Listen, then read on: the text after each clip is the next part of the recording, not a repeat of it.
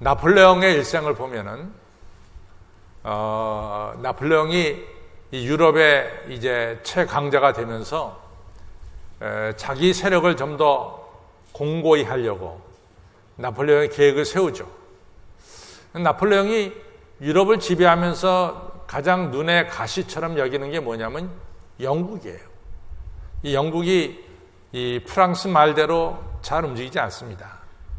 그러니까 영국을 좀 고사시킬 수 있는, 영국이 섬나라니까 고사시킬 수 있는 그러한 법령을 하나 내리죠. 그러니까 영국은 유럽에 있는 대륙 국가와 무역을 하지 못한다. 무역 봉쇄령을 내려버립니다. 그래서 영국이 무역을 못해서 이 섬나라가 이같이 줄여 죽도록 이 나폴레옹이 이 하나의 계획을 세운 거죠. 근데 유럽 국가 중에는 대부분의 국가가 나폴레옹 말을 들었는데 이 나폴레옹 말을 안 듣고 몰래 영국하고 무역하는 나라가 있어요. 그 나라가 대표적인 나라가 어느 나라면 러시아입니다. 러시아가 말 안 들어요. 그러니까 나폴레옹이 러시아를 혼을 내려고 말이죠. 이제 그 당시에 군대 60만은 대단한 거 아니에요? 우리나라가 지금 60만인데 그 당시에 프랑스 군대 60만을 이끌고 이 나폴레옹이 이 러시아로 진격해 들어갔어요. 근데 재밌는 사실은 러시아 군대가 나폴레옹 군대와 정면으로 싸우면은 백전백패다 이런 걸 갖다가 러시아 군대가 알았어요. 그래서 프랑스 군대가 쳐들어오면 러시아는 퇴각합니다. 그 대신 군량미를 한 톨도 남기지 않고 다 태우든지 없애든지 하면서 계속해서 후퇴에 들어갔어요. 그래서 이 프랑스 군대가 어디까지 들어왔냐면은 약 45만 명이래요. 45만 명의 군대가 모스크바까지 들어왔습니다. 근데 모스크바에 도착할 때쯤 되니까 러시아에 무서운 군대가 나온 거예요. 그 무서운 군대가 뭐냐? 아주 혹한의 군대가 등장한 겁니다. 모스크바만이, 이 소련만이 가지고 있는 아주 혹한, 엄청난 추위가 이같이 모스크바에 들이닥친 거죠. 그러니까 프랑스 군대가 이 혹한에 견딜 수가 없는 거예요. 그러니까 퇴각을 합니다. 이같이 모스크바 점령해놓고 뒤로 물러서기 시작해요. 추위에 벌벌 떨면서 도망가는 이 프랑스 군대를 러시아 군대가 가만 놔두지 않고 그냥 공격해댔어요. 그래가지고 아시다시피 프랑스 군대가 엄청난 타격을 입었습니다. 엄청난 타격.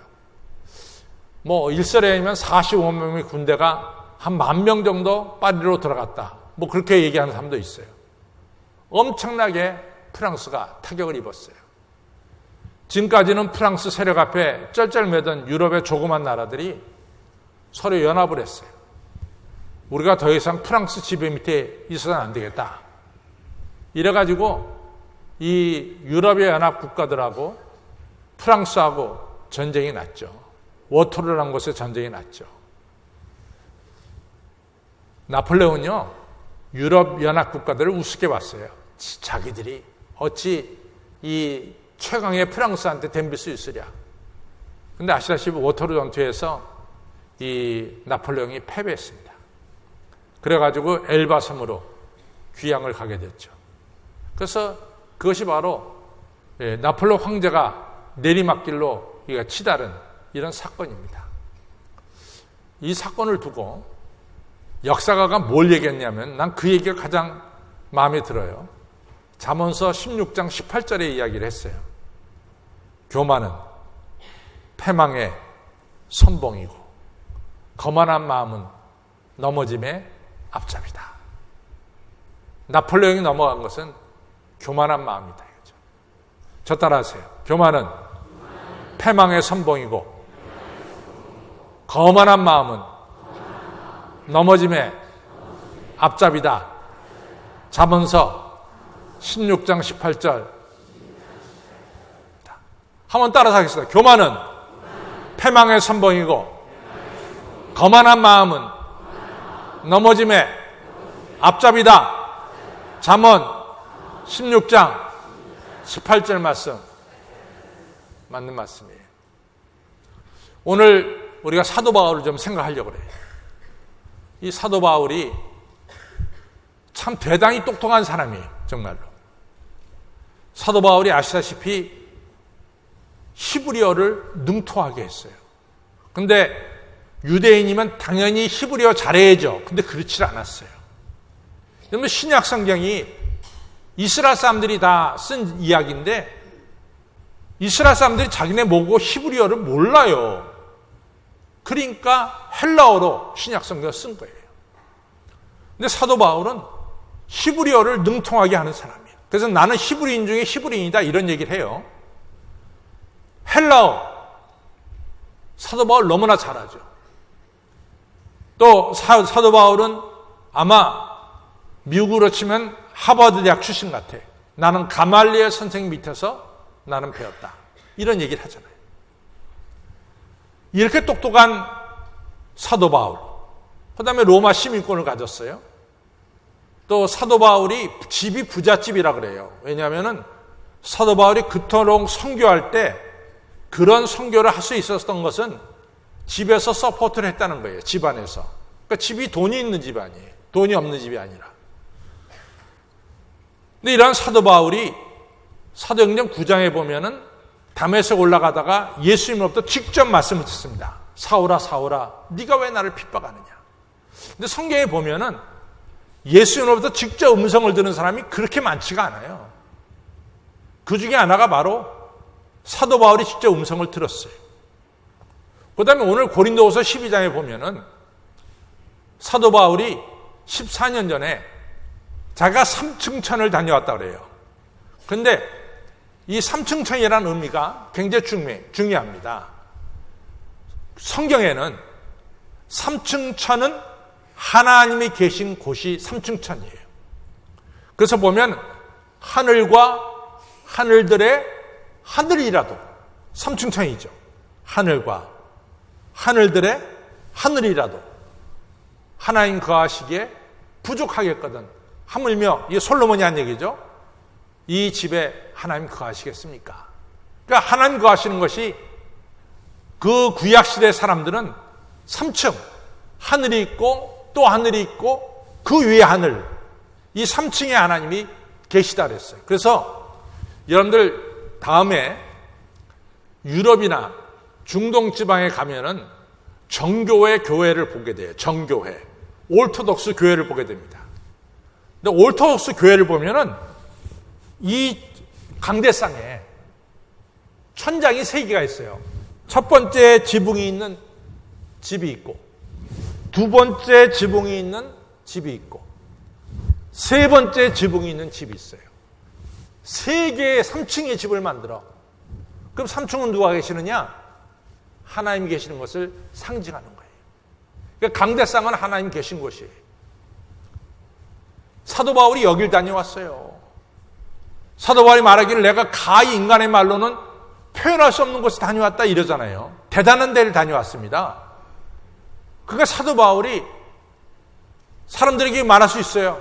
야, 너희들 주님의 음성 직접 들어본 적 있어? 들어본 사람 있어? 뭐 이럴 수도 있어요. 야, 너희들 뭐 그렇게 뭐 예수님 오래 믿었다는데 나처럼 하늘나라 하늘들의 이 삼층천을 다녀온 사람 있어? 없잖아. 내 말 들어 이제부터. 나는 신비한 것을 본 사람이야. 얼마든지 사도 바울은 이럴 수 있는 사람입니다.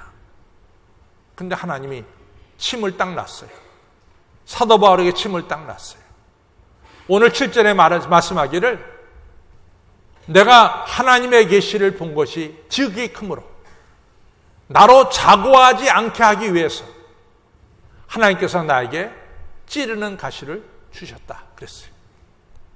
교만하지 않게 하기 위해서 우리에게 찌르는 가시를 줬다라고 말씀하고 있습니다.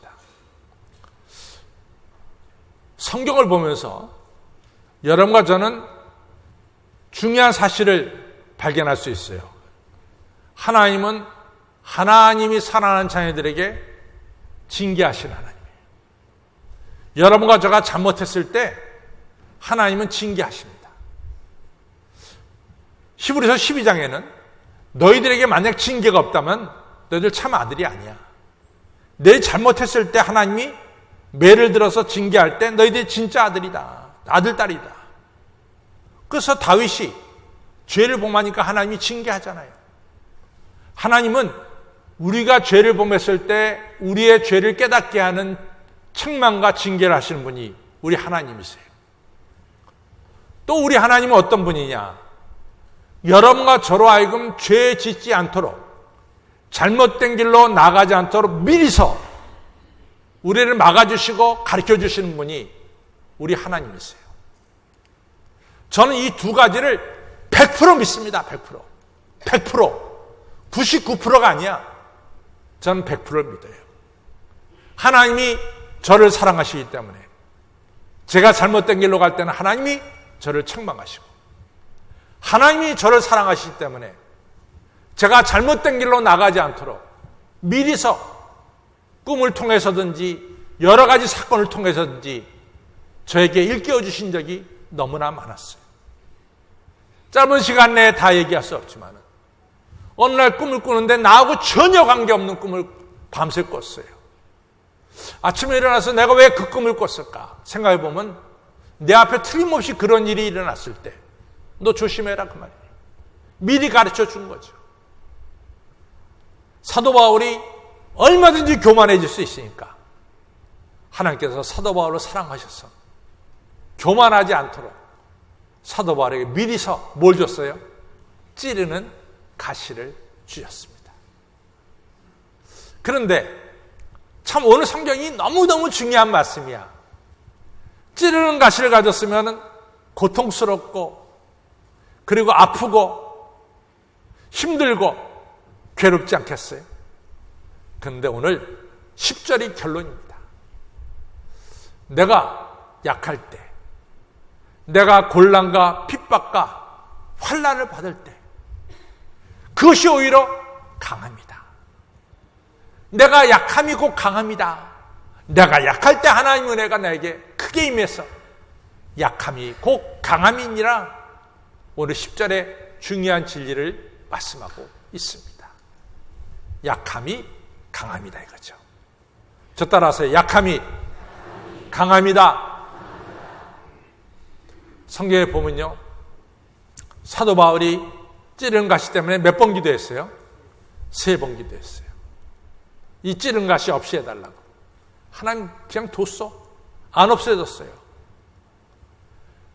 마가복음 14장에 보면은요, 예수님께서 겟세마네 동산에서 뭘 기도하냐면 하나님 이 쓴 잔을 내게서 지나게 해주십시오. 왜냐하면 십자가라고 하는 것은 흉악한 죄인이 십자가에 벌거벗긴 채로 달리는 거예요.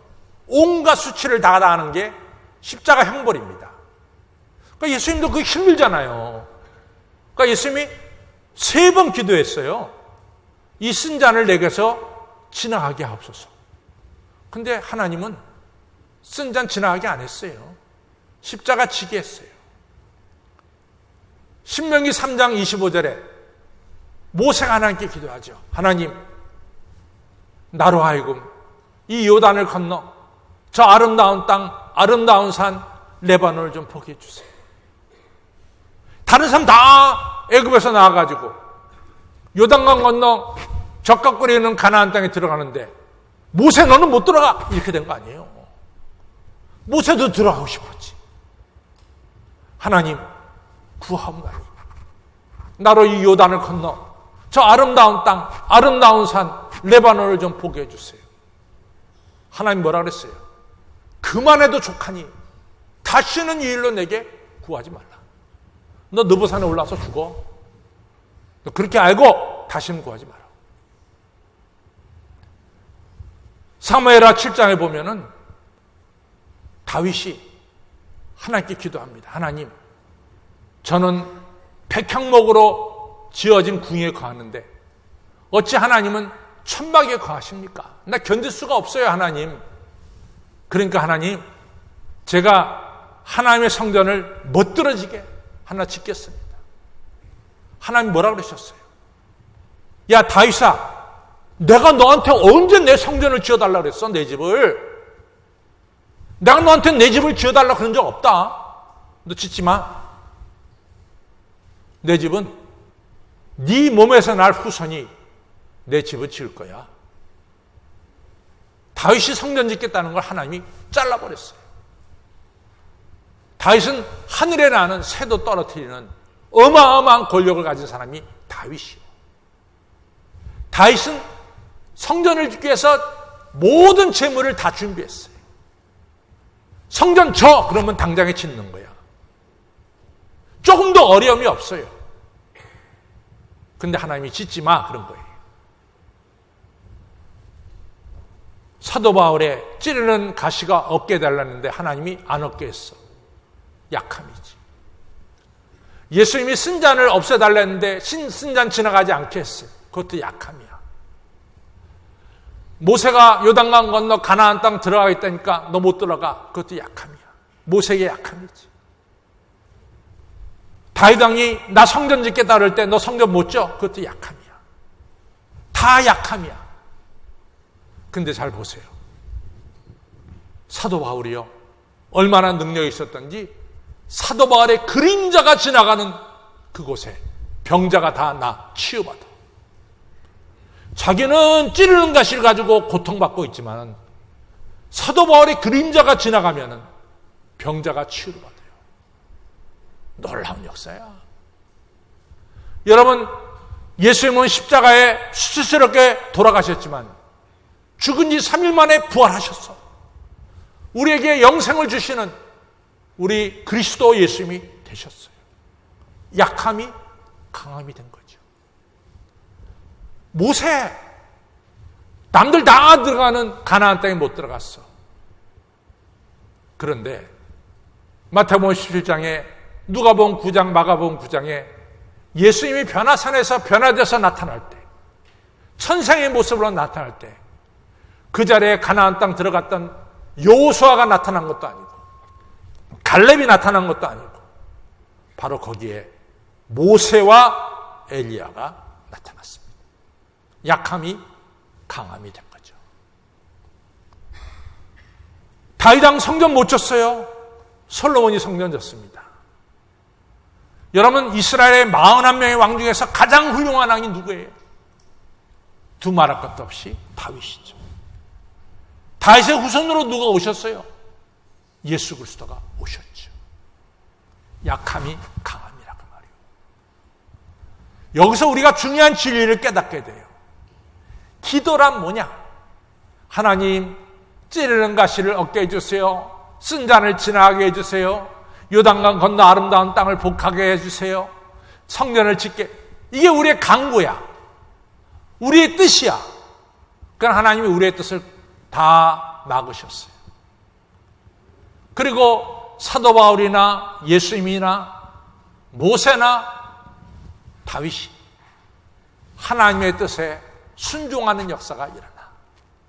찌르는 가시를 가지고 살고 십자가를 지고 그 다음에 느보산에서 죽고 성전 안 짓고 다 하나님의 뜻에 순종해.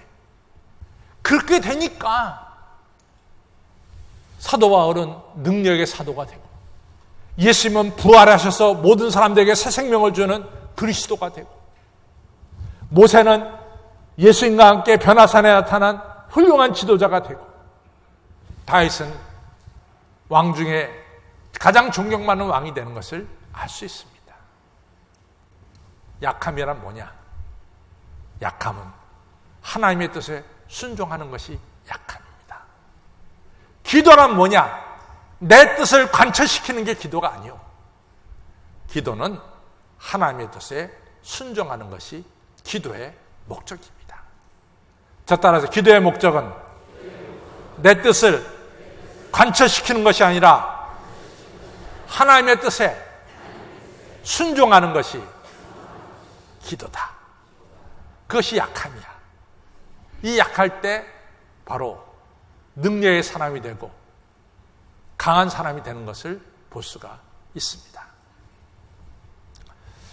또 오늘 성경에 보니까 사도 바울이 내가 약할 때 하나님의 은혜가 내게 충만하게 임한다 그랬어요. 은혜는 카리스죠. 여러분과 저가 은혜로 말미암아 구원받았어요. 고린도후서 2장 14절에 하나님의 은혜로 말미암아 그리스도 예수 안에서 너희가 승리를 거두리니라. 하나님의 은혜는 우리의 삶의 크고 작은 전쟁 속에서 여러분과 저로 하여금 승리를 거둘 수 있도록 은혜를 베풀어 주세요. 고린도후서 3장 14절에 뭐라고 말하느냐? 하나님의 은혜는 너희들로 하여금 새 언약의 일꾼된 것을 하나님께서 만족하신다 그랬어요. 여러분과 저가 하나님의 자녀된 것을 하나님께서 만족하게 여기신다는 거예요. 사실 보면은 뭐 하나님께 만족한 게 내가 뭐가 있어요? 여러분과 저에게 실수도 많고 때로는 하나님의 말씀에 불순종하고, 그럼에도 불구하고 하나님이 여러분과 저를 볼 때마다 만족하게 생각하신다는 거죠. 이것이 하나님의 은혜죠. 고린도후서 9장 8절에 모든 것에 넉넉하게 우리에게 주시는 우리 하나님께서 여러분과 저로 하여금 선한 일에 힘쓸 수 있도록 충만한 은혜를 주신다 그랬어요. 여러분과 저가 이 세상에서 선한이라는 사람 되도록 은혜를 주시는 거야. 제가 항상 보지만 인생엔 두 가지 인생이 있어. 그 사람 만나서 망하는 그런 상대가 있어요. 그럼 마이너스 인생이야. 그런 사람 만나면 안 돼. 그 사람 만나면 나를 망하게 만들어. 그러나 또 동시에 어떤 사람 만나면 내 인생에 플러스가 되는 인생이 있어요. 나한테 도움이 되고 나를 바른 길로 가게 하는 것이 플러스 인생이야. 근데 하나님은 여러분과 저를 어떻게 만들었느냐? 모든 사람들에게 선한이라는 플러스를 주는 플러스 인생으로 만드셨다는 거예요. 여러분과 저가 남을 만날 때 남을 해를 끼치지 않습니다. 우리가 그 사람에게 덕을 끼치고 플러스를 끼치지, 그 사람 사기쳐 그 사람 재산 뺏어먹는 이런 악한 자가 아니에요. 하나님 여러분과 저로 하여금 복음을 전해서 그 사람 구원시키게 하는 선한 일에 힘쓰는 자가 되게 하셨어요. 이것이 하나님의 은혜라는 말이에요. 또 고린도후서 8장 9절에 뭐냐? 우리 예수님 본래 부유하신 예수님으로서 가난하게 되시면 너희를 부유케 하시려고 우리 예수님께서 가난하게 되셨다 그랬어요. 우리를 부유하게 만드는 하나님의 은혜입니다. 여러분, 내가 약할 때, 내가 하나님 말씀에 순종하고 내가 겸손할 때 이 겸손이란 그릇에 하나님께서 구원도 주시고 승리도 주시고 만족감도 주시고 선한 일하게 힘쓰는 자로 만들어 주시고 그리고 부유케 하시는 거야. 성도 여러분, 여러분과 제가 얼마든지 이 나를 괴롭게 하는 가시를 우리는 감사함으로 받을 수 있습니다. 어떤 분에게는 찌르는 가시라고 하는 병이 있어요. 어떤 분에게는 찌르는 가시라고 하는 가난이 있어요. 어떤 분에게는 찌르는 가시라고 하는 못 배운 게 있어요. 우리 모두 다 완벽한 사람 없어. 누가 다 완벽합니까? 따지고 보면 하나, 둘, 셋, 넷, 다섯 다 약함이 있어요.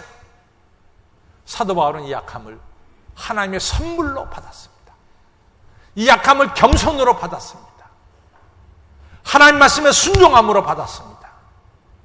그랬더니 능력의 사람이 되고, 그랬더니 은혜 충만한 사람이 되고, 그랬더니 하늘의 기쁨이 충만한 사람으로 바뀌더라 그 말이에요. 겸손함으로 은혜를 사모하는 여러분과 저가 되기를 주님의 이름으로 축원합니다.